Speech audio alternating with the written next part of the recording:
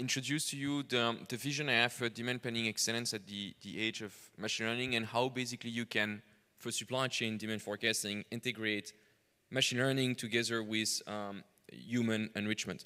So you have 4 steps on the slide. Let me explain that. The first main thing for me is to see demand forecasting as an information game. So basically what you want to do, what it means is you want to collect as much data, information, insights, however you call it, about future demand. That could be your promotional calendar, how much advertisement you're going to make, point of sales data, inventory located at your client, orders you already got from your clients in advance, all of that.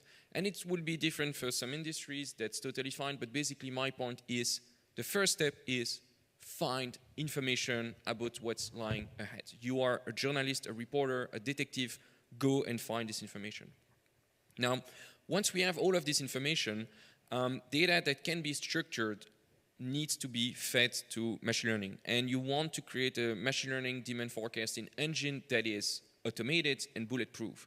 By automated, I mean that it's a tool, it's an engine that does not require any manual modification, review, or fine-tuning by human. It's done by maybe a data science team, or it's done automatically.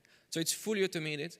Bulletproof means that your machine learning engine needs to react to most of your business driver, namely promotion, prices, shortages, maybe advertisement, maybe the weather, things like that, holiday, and so on. So it's bulletproof to most of the business driver, and it's fully automated. You don't need to touch or review it.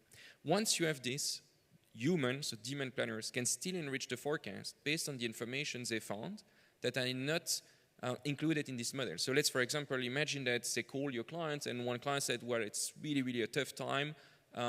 I will not order this month. The client will not call the machine learning model. The machine learning model is not aware of that. The planner is, so the planner should review the forecast and enrich it because they know something that the model is not aware of. Final step, forecast value added. This is an absolutely critical step. I would even start with this one. It means that we need to track the added value of everyone in the process. So we need to track the forecasting accuracy before and after the enrichment to ensure that over time, their enrichment adds value. Of course, everyone can be lucky or unlucky at times. That's totally fine. Not every single enrichment will add value. But what we want to prove and to show over time is that, in average, these enrichment add value, so it's worth our time. Voilà, that was my vision in 4 steps on how to integrate machine learning and demand planners.